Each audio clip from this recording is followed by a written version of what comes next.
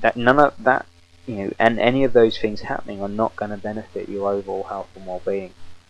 Again, to understand that point a bit more, I'll refer you to my other slideshow presentation. In summary, the benefits of raw food diets will significantly outweigh the drawbacks.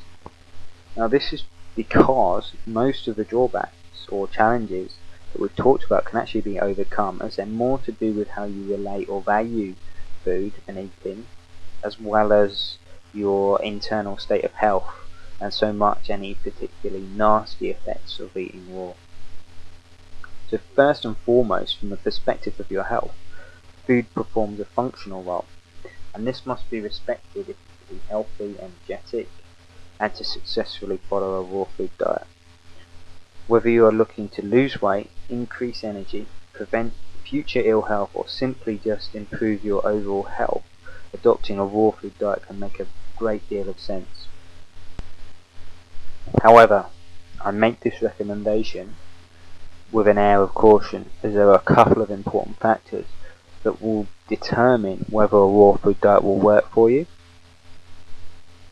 I discussed these important areas in the other slideshow that I've already mentioned about, entitled When and Why Raw Food Diets Do and Don't Work. But here is a quick summary of these two areas that I've just mentioned. The first one is the state of health of your digestive system. Most people, including many nutritionists, tend to neglect or understand the importance of this area of health. They expect the same food or diet to perform the same for every person, but the health and function of your digestive system determines what your body will absorb and how it will respond to any food or diet. And without fully understanding your current state of digestive health, you couldn't possibly know how any diet is going to work for you. It's a bit like refueling your car with petrol without knowing the make and model of the car. You can put the same petrol in a Ford Fiesta as a Ferrari, but you'll get a very different result. Knowing your state of digestive health is therefore key to knowing whether a raw food diet will work for you or not. Another important area is to do with individual variants in the biochemical and nutritional requirements of your body. Every person on the planet is unique, not just in physical appearance, but in many other ways too. So simply put, no two people are alike. With this in mind, the makeup and balance of your bodily systems are quite unique, and a collective term for all the body's physiological systems and its biochemistry is your metabolism.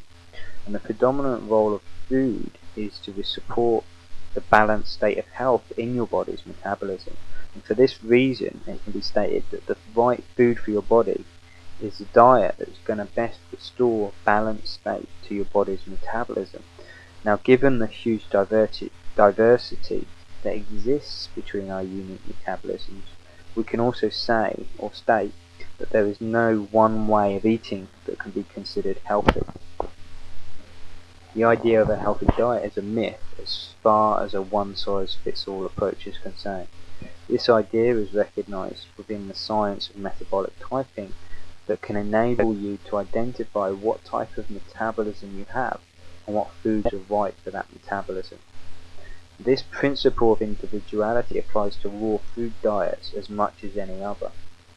A raw food diet that will work best for you will exist within the context of your metabolic type.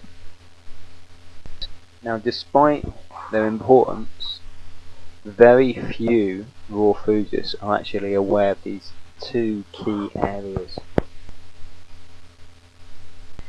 If you want to learn more about these two important concepts, then you might want to view any of the following resources,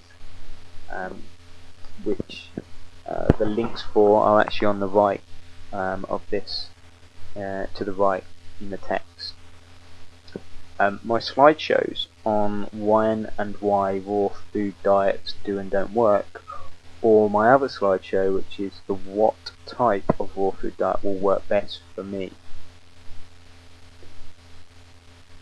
You could also watch my YouTube video on metabolic typing, listen to my upcoming free teleconference on what foods and diets will work best for you, or grab your free copy of my ebook on raw food diets. Finally, if you'd like to connect with me, you can check out my blog, which is found at www.mattbar101.com, or find me on Twitter, Facebook, or YouTube. You can also try visiting my main website, which is mattbarhealth.com. Thank you very much for listening, and I hope you enjoyed the slides.